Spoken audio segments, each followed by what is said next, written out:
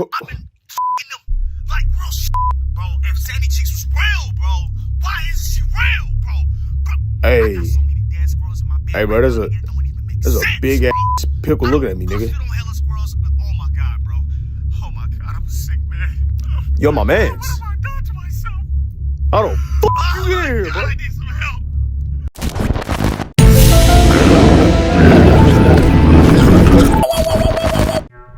Alright, today we have yet another video to check out from the Vulcan. This video that we're getting into is SCP-5692.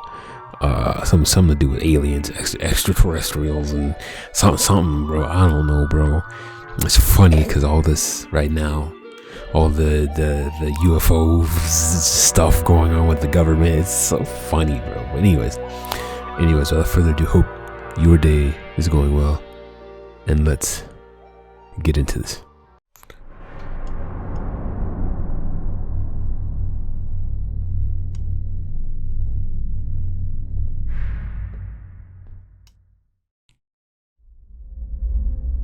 Good afternoon, everyone. Good afternoon, Dr. Miller. My name is Dr. Miller, and the SCP we're going to be looking at today is SCP-5692. Object Class: Euclid. Special Containment Procedures. SCP-5692 is currently held in a modified humanoid containment chamber at Site-29. The cell has altered temperature or atmospheric conditions to accommodate the subject's physiology, the specifications of which are outlined in Document 5692-11. SCP-5692 is to be fed a concentrated mixture of amino acids, simple sugars, and ionic phosphates every 12 to 15 hours. Sugars, huh? The specifications for the preparation of this mixture are outlined in Document 5692-13. Class A amnestics are authorized to be used on all parties associated with the containment of SCP-5692-A instances. Specific methods for the containment of instances of SCP-5692-A are to be determined on a case-by-case basis by participating operatives. Contained instances of SCP-5692-A are to be held in Site-29 with containment conditions appropriate to their physiological needs. These conditions may be determined through research of the subject or by using information provided by the subject. Further information regarding each contained instance of SCP-5692-A can be found on Documents 5692-37-109. Research into the biology, behavior, and prior activities of SCP-5692, as well as instances of SCP-5692-A, are currently being conducted under the supervision of Dr. Werner, head of the Extraterrestrial Anomaly Division of Site-29. Any concerns or inquiries regarding the research or containment of SCP-5692 or instances of SCP-5692-A are to be directed to Dr. Werner. Description: SCP-5692 is a slug-like sapient organism of extraterrestrial origin measuring 2.3 meters in length and folded backwards at the midpoint of its body to allow its anterior half to be You said slug-like? What the heck? aligned perpendicular to the ground. SCP-5692 possesses a head with a pair of large red eyes, an elongated, tube-shaped mouthpart, and two clusters of small pores on either side designed to facilitate respiration. SCP-5692 possesses a pair of stalk-like organs on either side of its torso, each ending in a round sensitive organ capable of sprouting a number of flexible mycelium-like protrusions at will. The protrusions have been confirmed by SCP-5692 to be a means of reproduction and environmental manipulation. SCP-5692 is a dull orange in color with dark and light countershading similar to many marine animals. SCP-5692 was recovered on October 2014 from a small cabin in a forest near Oregon, after several reports of UFO activity in the region were investigated by Foundation operatives. The incident was contained without incident, and upon being confronted by operatives, SCP-5692 surrendered willingly into Foundation custody. SCP-5692 has been cooperative with Foundation staff since its containment, and appears to answer most inquiries with sincerity. SCP-5692 is able to communicate using a small electronic device embedded directly in its nervous system at the point where structures analogous to a brain and ocular nerves meet. According to SCP-5692, the device is a translator capable of processing various methods of visual communication, including written words and the movement of lips, and directly implanting the abstract concepts they represent into the brain of SCP-5692. This device is also capable of converting the thoughts of SCP-5692 into audible words and/or holographic projections of written language using a speaker or holographic emitter located directly below the skin between its eyes. Using this device, SCP-5692 can understand the top 250 most common spoken and written languages on Earth, as well as several hundred forms of extraterrestrial communication. SCP-5692 claims that due to its placement, removal of this device would instantly result in its death. Removal of this device for further study is not authorized. SCP-5692 is responsible for the integration of 50 to 55 extraterrestrial life forms, designated instances of SCP-5692-A, into Earth societies and ecosystems between the years of 2001 and 2014, 42 of which have been successfully contained. The appearances and reasons for appearing on Earth vary drastically among instances of SCP-5692-A. All instances of SCP-5692-A are sapient and have previously engaged in business transactions with SCP-5692. The whereabouts and activity of all contained instances of SCP-5692-A were provided to Foundation personnel by SCP-5692 shortly after its initial containment. Addendum 5692-1. The following is an incomplete list of contained instances of SCP-5692-A. The recovery of all subjects took place within a few months of the containment of SCP-5692. Many instances of SCP-5692-A disguised themselves using a complex organic gel accompanied by a convincing prosthetic skin covering. The composition of the gel varies depending on the physiology of the subject and is designed to simulate the musculature of the subject's assumed identity. The gel is able to respond to neural inputs from the subject and is controlled as if it were the subject's own body. All instances of SCP-5692-A observed thus far possess a translation or communication device similar to the one observed in SCP-5692. All human identities assumed by instances of SCP-5692-A are of people that had not existed prior to the subject's arrival on Earth and were accomplished by the forging of relevant documents. Oh, okay. Instance number SCP-5692-A3. Description: a reptilian humanoid entity measuring 1.8 meters in height. The entity could change its outward appearance to resemble any human to an indistinguishable degree. Reasons for appearing on Earth are currently under investigation. Remains of the subject are currently held in Site-29's biolab. Recovery report. The subject was found to be posing as a politics professor at university for several years.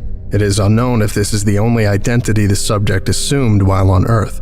Upon discovery by Foundation operatives, the subject injected itself with an unknown chemical compound that converted its bodily tissues, excluding its skin, into a thick green basic solution, resulting in death in a matter of seconds.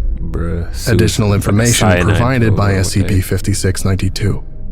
I'm not entirely sure why he came to me. He was more than capable of hiding on his own, and by the sounds of things, he had some pretty powerful friends.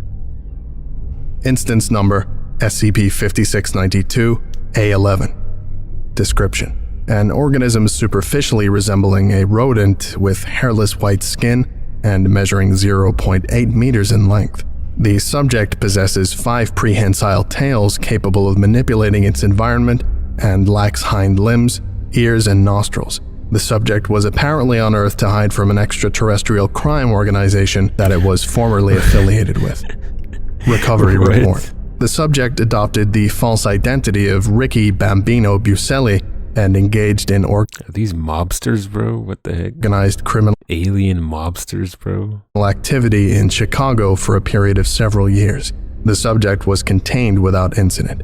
On several occasions since its initial containment, the subject has offered to exchange information about its former crime affiliates, both terrestrial and extraterrestrial, in exchange for freedom or special containment privileges. Additional information provided by SCP-5692. Once a rat, always a rat. Instance number SCP. Bro, what if 5692 is making you go hunt down all the others so he doesn't have any competition, bro? Like, that'd be wild, right? 5692 A14. Description: a silicon-based organism measuring 0.27 meters in length, resembling a translucent gray cephalopod with 4 limbs and a cartilaginous endoskeleton. The subject was required to regularly consume sand to facilitate its bodily needs. According to the subject, it is a refugee of a massive interstellar war surrounding the Kepler-22 star system. Recovery report: the subject used a highly specialized gel capable of supporting its metabolism and maintaining a convincing disguise as a common house cat.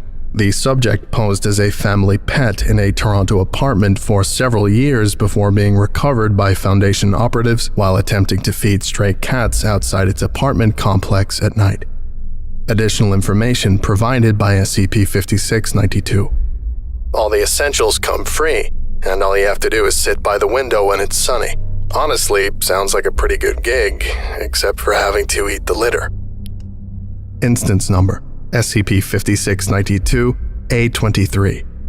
Description: a complex network of extraterrestrial algae, forming structures analogous to neurons and synapses. The resulting entity is a sapient photosynthetic mat at the water's surface, capable of splitting into separate intelligences and regrouping multiple of these intelligences into a single entity.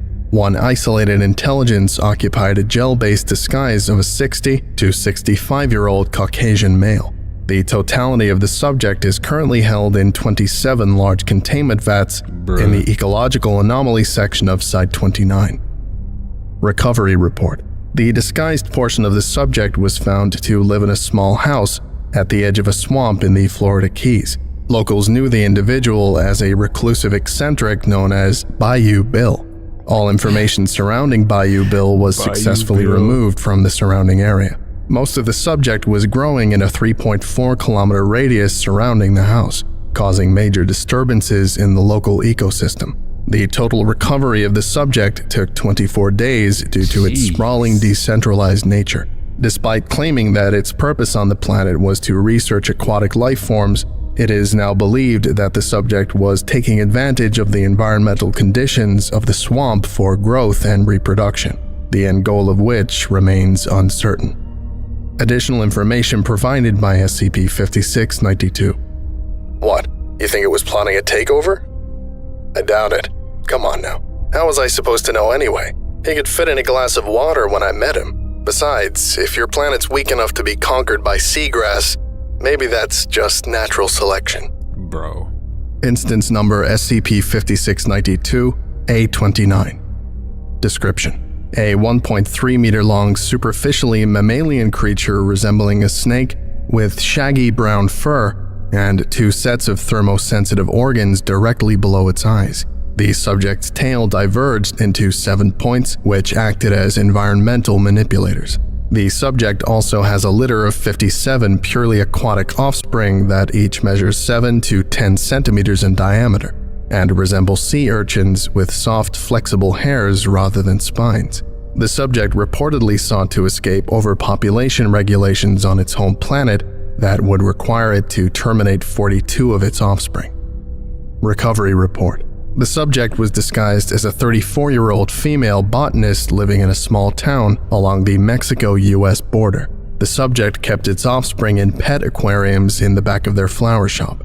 Upon initial containment, the subject was extremely hostile, but became cooperative after accommodations were made to allow the subject and offspring to be contained together. Additional information provided by SCP-5692. Oh yeah, I remember her. Gave her a discount, I think. Never let it be said that I don't have a heart. Instance number SCP-5692 A32.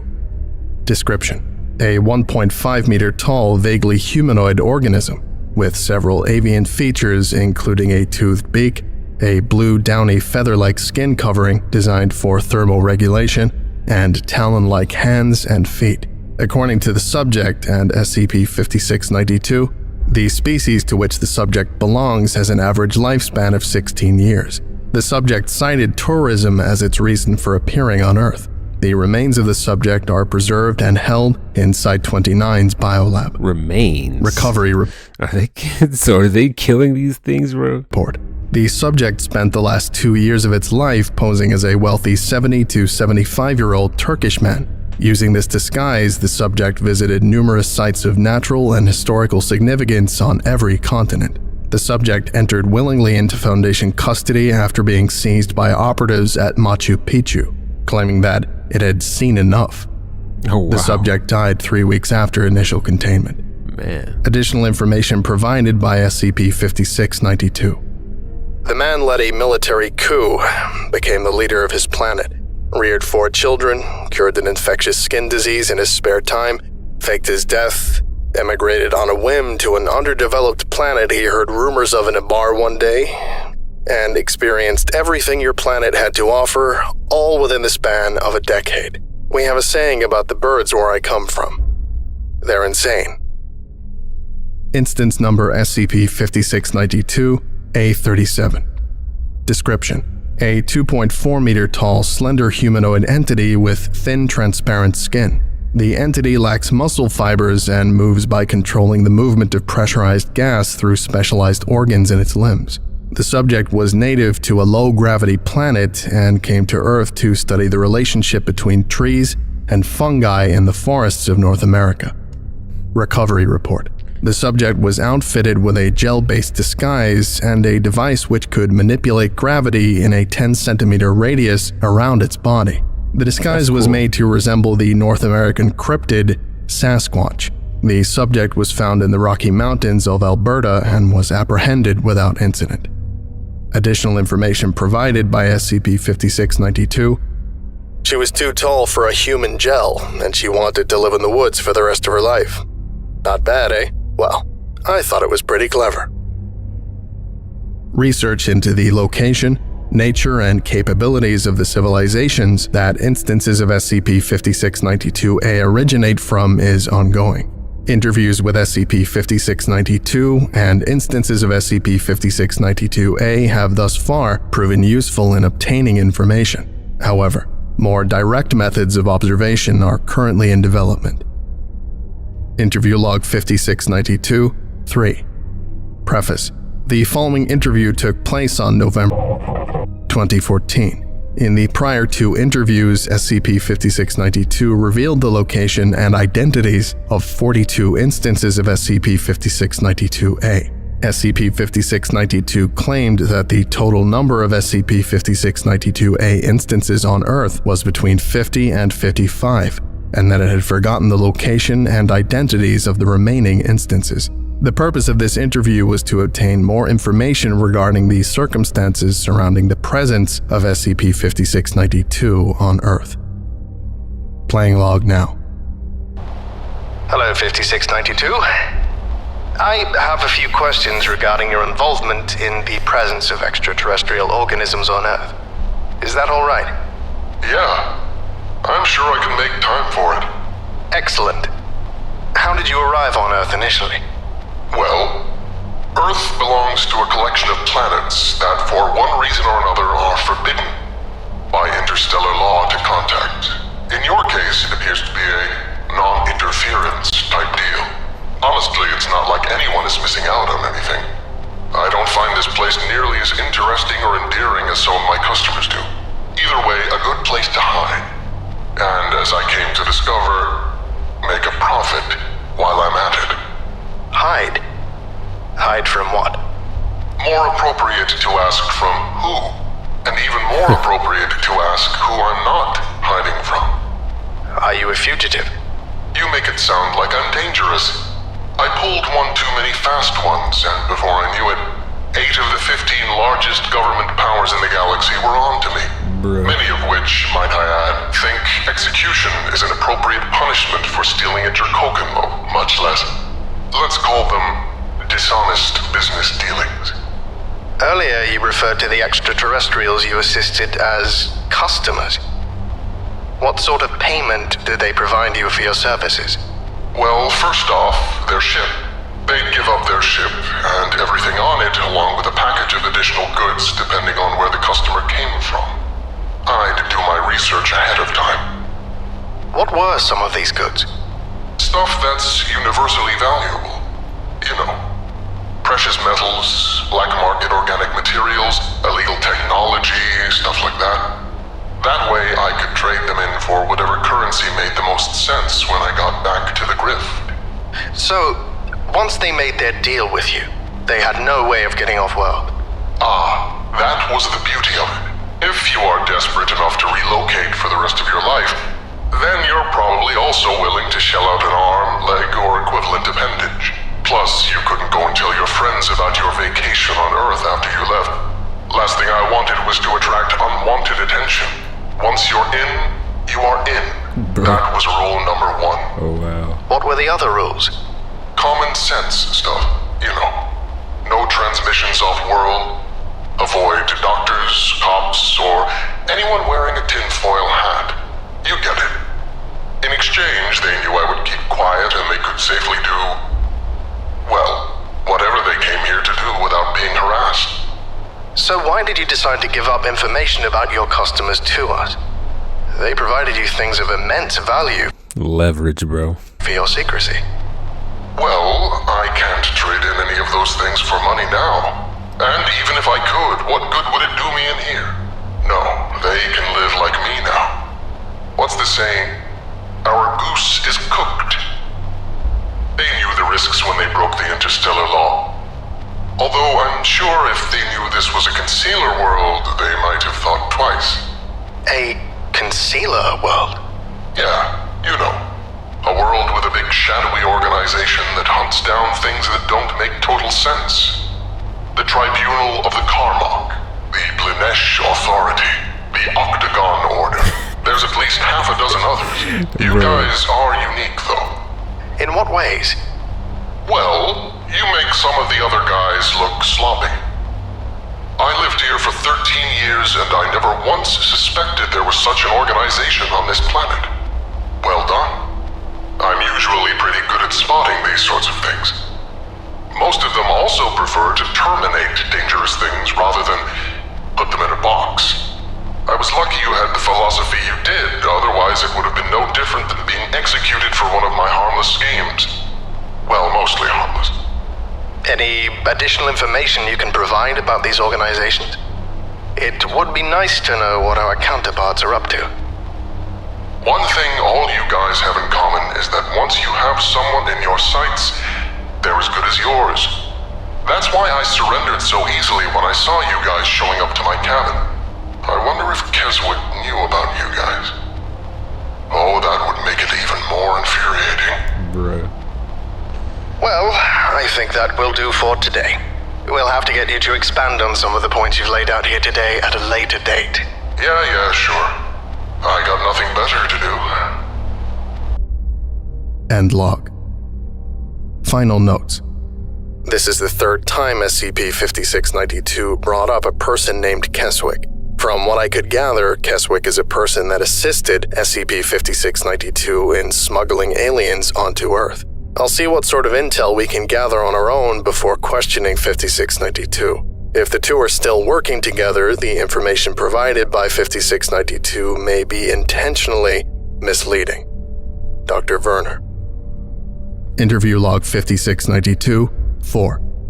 Preface. The following interview was conducted on November 2014. In prior interviews, SCP-5692 had briefly alluded to the existence of an apparently non-anomalous human collaborator in his mid to late 30s known as Keswick. Subsequent interviews with instances of SCP-5692-A have shown that subjects are unaware of the specific events or entities involved in their integration and have only a vague recollection of the identity of Keswick and SCP-5692. Additional investigations were unsuccessful in uncovering additional information on Keswick. The purpose of this interview is to obtain more information on Keswick and his involvement in the presence of extraterrestrials on Earth. Playing log now. Hello, 5692. Are you ready for another interview? You know, if I were a little duller, I would try to get you to call me by my real name. But knowing this place, it seems unlikely. So I don't think I'm even going to tell you. I know your name, but you don't know mine. It shifts the power balance a little more in my favor, don't you think? Sure. May we start the interview now? All right, Vern. V-E-R-N. Vern. V-E-R-N. Uh-oh. You like that? It's Rain Man. Yes, I know. Very charming. When did you see Rain Man? Keswick would bring me movies, books, basically whatever media I wanted between customers to keep me busy. A lot of Earth entertainment is pretty weak, but it can be very addictive. I suppose that explains how your speech is so colloquial. Even speaking through a translator. Well, it's not enough to simply speak a language. When you interact with customers from a whole different world, it pays to give off a certain familiarity. My charm is a well-known universal constant, Vern. Very nice. But if you don't mind, I'd like to ask you more about this Keswick individual you've mentioned in previous interviews. Oh, I've been waiting for this one. All right, let's get into it. What precisely was your role when in the interrogation of extraterrestrials on Earth? Well, I was responsible for receiving transmissions from customers, making the gel disguises, setting up the customers with the machines they need, educating the customer on Earth's customs, and of course, handling the bona fide treasury we'd acquired. Everything else fell on that Sorgook, Keswick. Can you tell me more about Keswick's role? He was responsible for finding accommodations, giving the customer enough to live on initially, forging documents, transporting the customer where they needed to go, stuff like that. He'd always alter with the memories of the customer in such a way that they had only a vague idea of who we were. It was safer that way. The customers always had no recollection of precisely how they got to where they were, or who else was involved. So it's possible others were involved. I don't see how it could have been possible any other way, but the specifics were always a mystery. He'd always get anxious and irritable when asked about his methods. I quickly learned to stop questioning him. He was a good partner. Did his part for next to nothing. In fact, he would lose money on every operation, and his payment was strange. Here we go. Can you elaborate, please? Well, he would just ask to take bits of technology and biosamples from the stash for a month or two, and then return them in perfect condition. He'd also spend a strange amount of time with some of the customers before relocating them. Where they were, or what they did during that time, is anyone's guess. Not even they remember. That was my first clue something was up with him. I always knew he was suspicious, but I could never resist having a partner that worked essentially for free.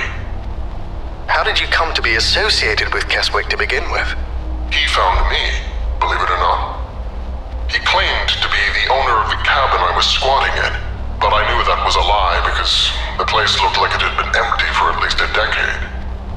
He was quiet and imposing. I thought he was about to kill me or turn me in, but instead he seemed to have some vague idea of who I was.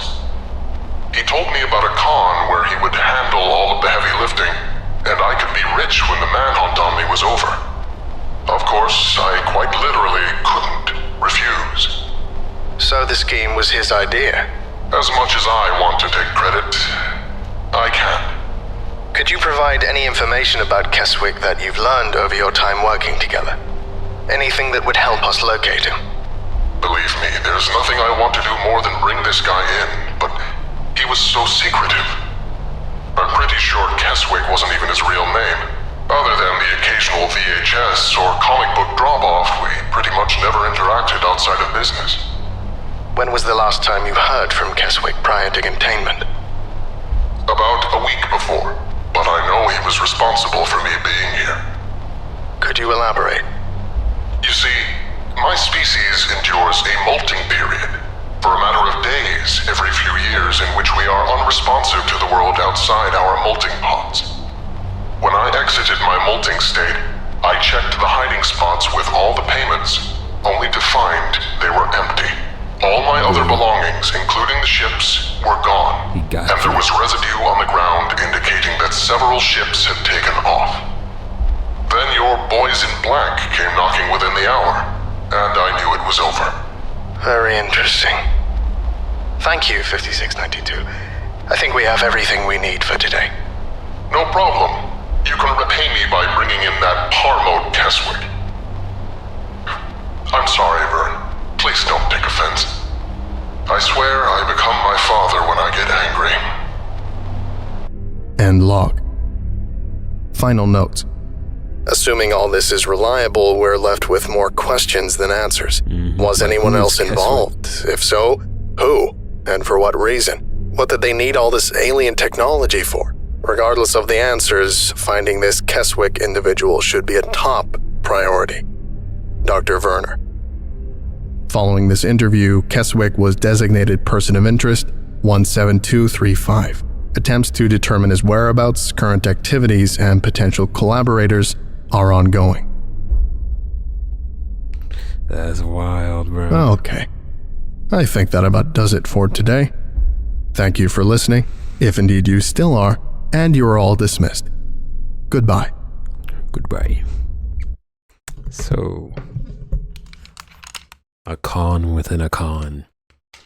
The boy was betrayed by his own collaborator. That's hilarious, bro. Keswick. Who is this Keswick guy, bro? That's crazy. That's good writing, bro. That's great writing, bro. It was a human that was behind it all. The alien was here the entire time. But yeah, without further ado, that's going to do it for this video. If anybody's still watching this, appreciate you. And I will catch y'all in the next one. Peace.